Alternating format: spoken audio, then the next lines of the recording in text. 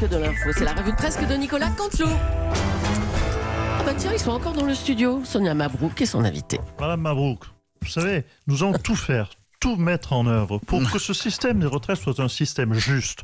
Nous faisons en sorte et nous tenons compte des avis de nos concitoyens. Nous allons... Mais attendez, Jean-Paul Delevoye, Oh là là.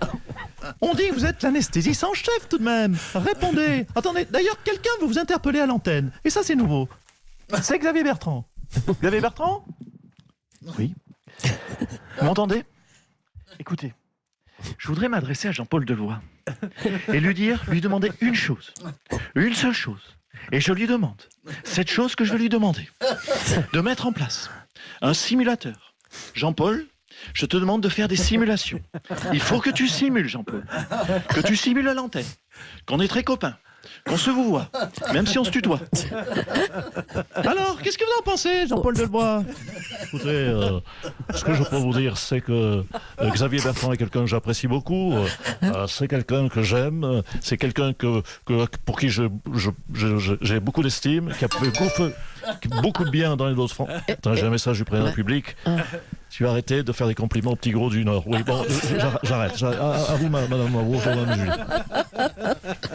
Merci beaucoup Jean-Paul Delevoye, Xavier Bertrand et Sonia Mabrouk. Allez, on continue avec le titre principal de l'actu. Et c'est vous, Mathieu Béliard. Oui, cher Julie, que des nouveautés sur Europe 1. Europe 1, vous avez entendu des interventions au milieu d'interviews. Nos hommes politiques nous écoutent. Tous les personnages les plus importants de ce pays nous écoutent et sont sur Europe 1. Europe 1 vous accueille, chers auditeurs, pour faire vivre l'info sur Europe 1. Mini-manif ce samedi. 158 manifestants ont été placés en garde à vue suite aux manifestations de samedi. À se demander où ils les trouvent.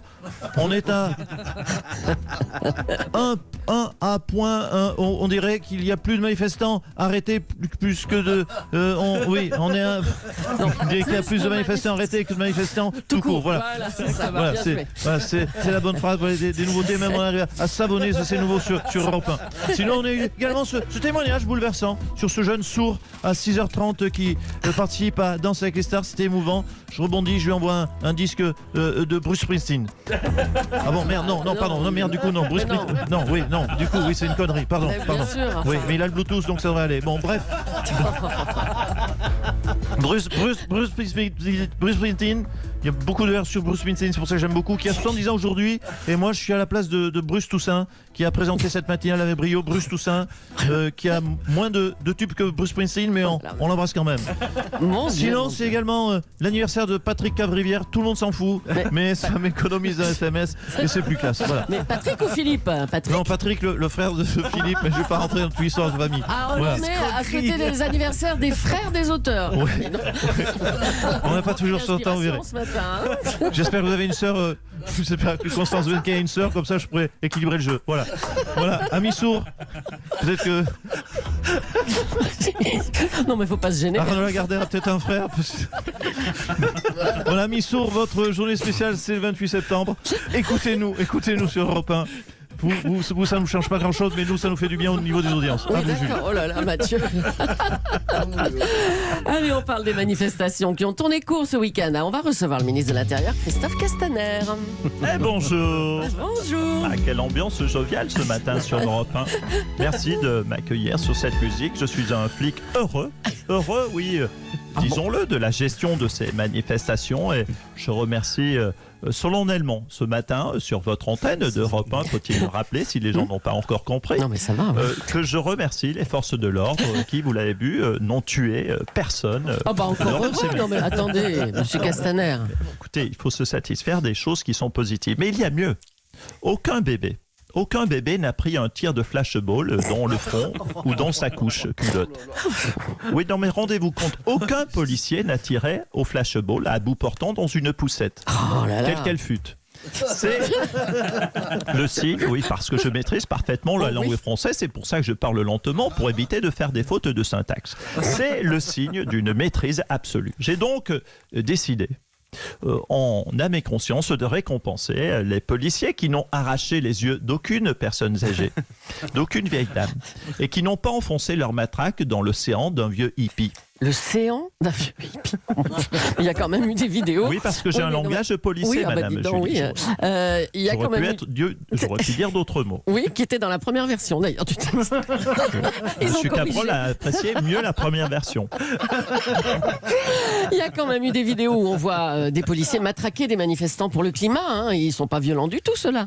Madame Julie, je ne suis pas d'accord. On voit effectivement des policiers sur cette vidéo repousser aimablement à l'aide d'un simple bâtonnet en plastique. Je précise que c'est du plastique recyclé. Oh mon Dieu. Parce que nous faisons attention à la planète sous l'impulsion du président Macron, qui est sur tous les fronts. Donc, nous avons repoussé aimablement, les forces de l'ordre ont repoussé aimablement des manifestants lourdement armés, faut-il le rappeler. Armés de pancartes en carton recyclé bien entendu, sur lesquels étaient inscrits des slogans séditieux que je ne donnerai pas et que je ne citerai pas à votre antenne. Lourdement armés de pancartes en carton. Vous vous rendez compte de ce que vous dites là? Mais absolument. Ils étaient aussi armés de balles de jonglage, de diabolo. Ne riez pas. Ce sont des instruments dangereux. Est-ce que vous avez déjà pris, monsieur Béliard, monsieur Cabrol, un diabolo sur le pied? Eh bien, ça fait très mal. Ça peut engendrer un ongle incarné et la perte de l'ongle. Allez. Ces individus étaient équipés, permettez-moi de terminer, par ailleurs, d'armes olfactives artisanales à base de vieilles claquettes qui sont mauvais, portées sur des pieds sales. Oh là là. Oui, moi, l'ayant pratiqué, je peux vous dire que c'est pire que le gaz moutarde. Les policiers ont calmement répondu à ces agressions de ces révolutionnaires assoiffés de sang qui menaçaient la solidarité et la solidité républicaine. Vous voyez, c'est une question de nuance et de point de vue. Bon, on n'a pas tout compris, mais c'était votre point de vue. Merci, Christophe Castaner. Emmanuel Macron a fait de l'immigration son grand sujet de la rentrée en ligne de mire, la gratuité des soins médicaux qui inciterait donc les migrants à venir dans notre pays. Bonjour, Édouard Philippe. Oui, bonjour, Madame Leclerc. Monsieur Cabrol, Mme Roche, Monsieur Boudoir. Bonjour aux autres, au sous-fifre, au second couteau et compagnie. Bon, bref, oui, vous l'avez dit, la couverture santé des migrants a de grandes chances de devenir payante. Mais Voilà. attendez, ils ont de l'argent, les migrants? Alors, justement, ça c'est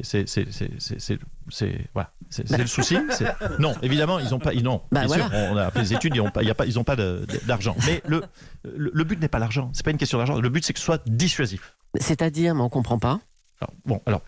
Puisque vous ne comprenez pas que ça a l'air d'être une habitude chez vous, prenons un exemple. Un Syrien qui a mal aux dents, comme tout un chacun, comme un Français, un Européen, un Syrien a mal aux dents. Il est chez lui et il a très mal aux dents. On se accorde là-dessus, il a mal aux dents. Oui. On s'accorde sur ce point, le fait qu'il ait mal aux dents. Et là, il a une chance, ce jour-là, ce jour de rage de dents, il a une chance incroyable. Sa maison prend une bombe, explose dans un bombardement. Et là, son réflexe, il se dit, je sais qu'en France, les soins médicaux sont gratuits, je vais aller directement en France. Alors que si nous changeons et que nous sommes très chers, il va pas se dire ça, il va se dire, attention, en Bulgarie, il y a de très bons dentistes pour moins cher qu'en France. Oh là, mon Dieu. Du coup, vous espérez que ce migrant aille en Bulgarie ou... Oui, bien sûr. Sauf si, bien sûr, dans le bombardement, toutes ses dents ont explosé et qu'il est en plus défiguré. Et là, peut-être mieux vaut-il qu'il aille en Tunisie, car nous savons tous que c'est en Tunisie qu'il y a les meilleurs chirurgiens esthétiques low cost. Vous me suivez? Non. Moi non plus. Mais écoutez, on est rassurés. Hein. Merci, Édouard Philippe. À votre service. Allez, on va dire un mot de la grève qui va débuter ce soir à la SNCF contre la réforme des retraites. Et on accueille, devinez qui? Monsieur Régis. Bonjour à tout le wagon. Vous l'attendiez tous, c'est la rentrée de la grève. Alors, vous êtes remonté contre la réforme des retraites, mais honnêtement, à la SNCF, l'âge légal de départ à la retraite est de 52 ans. Mais 52 ans, c'est l'âge de, je sais pas moi, de David Guetta. Hein? C'est jeune, 52 ans, c'est pas un âge pour partir à la retraite. David Guetta, mais je t'en foutrais. C'est l'âge de David Guetta, c'est pas l'âge de Patrick Cavrivière, mais c'est l'âge de David Guetta. Il a déjà conduit un train, David Guetta, on s'en fout de David Guetta. Alors ferme-la, la Leclerc, avec tes exemples tout pourris. C'est facile ce qu'il fait, David Guetta. Il lève le bras derrière une platine. Il a dit platine disque à Ibiza. si tu mettais des gars de la SNCF à Ibiza. Ah bah, ils y arriveraient aussi, c'est ça, hein? Non, il y aurait grève à Ibiza. Parce que nous, nos spécialités, c'est pas les platines disques, c'est la grève. Ah bah oui, on a bien compris. Ben oui, mais te fous pas de moi, c'est pénible de conduire des trains. Pénibilité. Conduire des trains, pénibilité. Alors que regarde-les en régie à pousser des boutons, à tourner les platines, envoyer une jingle à la con, c'est pas pénible. Les David Guetta de la régie, c'est épuisant les SNCF. À 52 ans, votre corps il est détruit. Oh, enfin, les trains sont ultra Comme modernes. suit Patrick Cavrivière à 60 ans. Ah bah, dis donc. Non mais attendez, tout est électronique maintenant dans les trains qui sont ultra C'est modernes. pénible, pas je te fatigant. dis. Bah, appuyez sur des Tout est- boutons. Enfin. Oui, il faut appuyer sur le... Oui, mais attends. Quoi? Quand le train il arrive en gare, il y a du boulot, faut appuyer sur le bouton arrêt. Sinon, il défonce toute la gare. Puis après, faut ça s'arrête pas là. Le train doit repartir. Faut Bah oui. appuyer sur le bouton marche. Pas mal. T'arrives à la prochaine gare à nouveau. Faut appuyer sur le bouton arrêt.